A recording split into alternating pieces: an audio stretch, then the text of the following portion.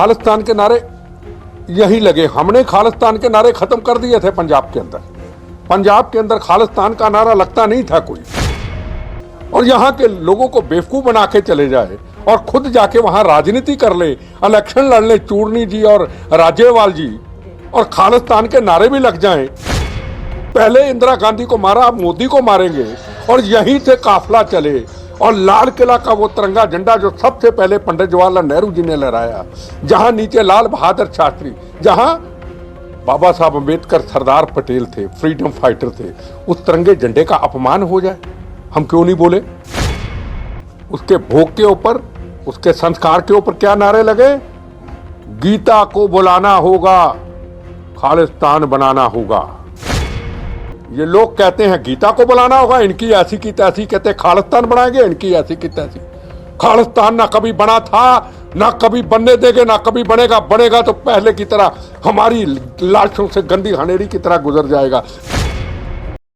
25 ਫਰਵਰੀ ਨੂੰ ਫਤਿਹਗੜ੍ਹ ਸਾਹਿਬ ਦੀ ਧਰਤੀ ਤੇ ਦੀਪ ਸਿੱਧੂ ਦੀ ਅੰਤਿਮ ਅਰਦਾਸ ਕੀਤੀ ਗਈ ਅਤੇ ਖਾਲਿਸਤਾਨ ਦੇ ਜੈਕਾਰੇ ਵੀ ਲਗਾਏ ਗਏ। ਅੰਤਿਮ ਅਰਦਾਸ ਤੇ ਲੱਗੇ ਖਾਲਿਸਤਾਨ ਦੇ ਨਾਰੇ ਉੱਤੇ MS ਬਿੱਟਾ ਨੇ ਇੱਕ ਵੱਡਾ ਬਿਆਨ ਦਿੱਤਾ ਅਤੇ ਕਿਹਾ ਕਿ ਆਜ਼ਾਦੀ ਤੋਂ ਪਹਿਲਾਂ ਤੇ ਹੁਣ ਤੱਕ ਕਈ ਨੌਜਵਾਨਾਂ ਵੱਲੋਂ ਸ਼ਹਾਦਤ ਦਿੱਤੀ ਗਈ ਹੈ।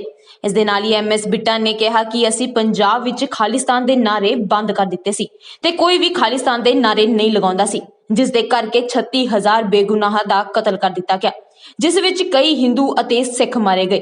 ਇਸ ਦੇ ਨਾਲ ਹੀ MS ਬਿੱਟਾ ਨੇ ਕਿਹਾ ਕਿ ਪਹਿਲਾਂ ਇਹਨਾਂ ਨੇ ਇੰਦਰਾ ਗਾਂਧੀ ਨੂੰ ਮਾਰਿਆ ਤੇ ਹੁਣ ਇਹਨਾਂ ਨੇ ਮੋਦੀ ਨੂੰ ਮਾਰਨਾ ਹੈ, ਤੇ ਜਿਹੜਾ ਲਾਲ ਕਿਲੇ ਤੇ ਤਿਰੰਗੇ ਝੰਡੇ ਦਾ ਅਪਮਾਨ ਹੋਇਆ ਹੈ ਉਸ ਬਾਰੇ ਅਸੀਂ ਕਿਉਂ ਨਹੀਂ ਕਵਾਂਗੇ। ਇਸ ਦੇ ਨਾਲ ਹੀ ਕਿਹਾ ਕਿ ਦੀਪ ਸਿੱਧੂ ਦੇ ਭੋਗ ਅਤੇ ਸੰਸਕਾਰ ਉੱਤੇ ਖਾਲਿਸਤਾਨ ਦੇ ਨਾਰੇ ਲਾਏ ਗਏ ਅਤੇ ਕਿਹਾ ਗਿਆ ਕਿ ਖਾਲਿਸਤਾਨ ਬਣਾਉਣਾ ਹਮਾਰੀ ਮਜਬੂਰੀ ਹੈ।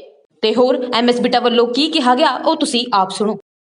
आज़ादी से पहले, आज़ादी के बाद और अभी तक शहादतें, कारगिल का युद्ध, 65 की लड़ाई, 71 की लड़ाई, नक्सलाइटों से लड़ाई, कोई ऐसा गांव नहीं है हरियाणा की धरती पे जहां शहादतों का जाम नहीं पिया है और योधों ने कुर्बानी और शहादत दी है। एक चीज का अफसोस है और अफसोस मुझे रहेगा।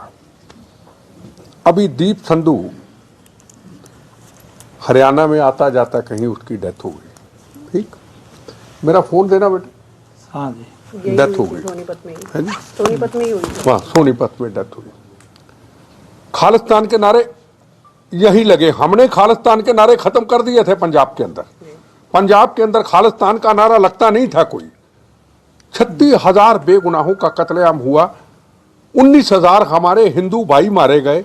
हिंदू और सिख रोटी बेटी का रिश्ता, 9 मास का रिश्ता, जिसको कोई तोड़ ही नहीं सकता।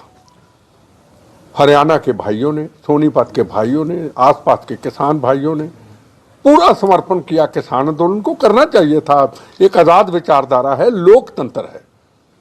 पर इस धरती के अंदर आकर के कुछ धरती का अपमान करके चले जाए और यहाँ के लोगों को बेवकूफ बना के चले जाए और खुद जाके वहां राजनीति कर ले, इलेक्शन लड़ ले चूरनी जी और राजेवाल जी, और खालिस्तान के नारे भी लग जाएं और भारत मां तेरे टुकड़े टुकड़े के नारे भी लग जाएं। पहले इंदिरा गांधी को मारा, अब मोदी को मारेंगे, और यहीं से काफिला चले।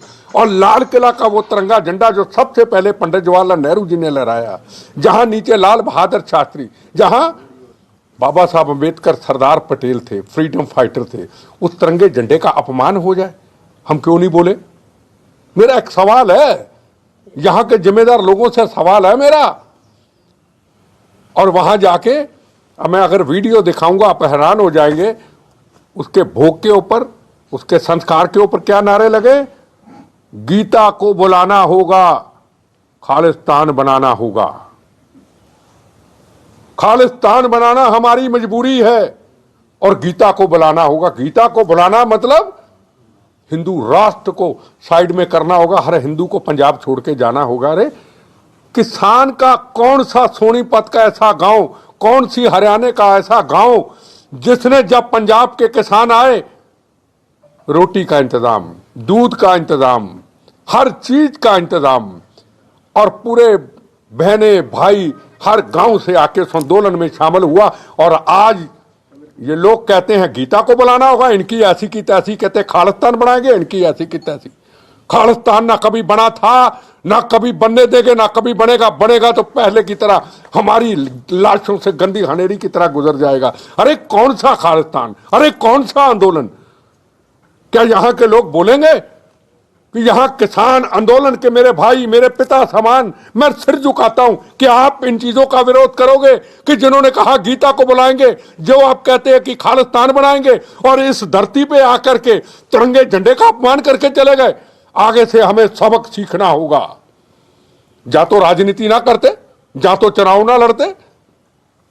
भगत सिंह भी चुनाव लड़ सकते थे, चंद्रशेखर आजाद भी चुनाव लड़ सकते थे, वो बच सकते थे, राजगुरु सुखदेव बच सकते। उन्होंने कहा ना, फांसी का रस्सा, हमारे लिए फांसी का रस्सा जरूरी है। आने वाली जनरेशन के लिए भारत आजाद कराना। और ये लोग हरियाणा के लोगों को बेवकूफ बना के आप वहां चुनाव लड़ने चले गए। क्रांतिकारी कभी चुनाव नहीं लड़ते। Bureau report, Ludhiana times.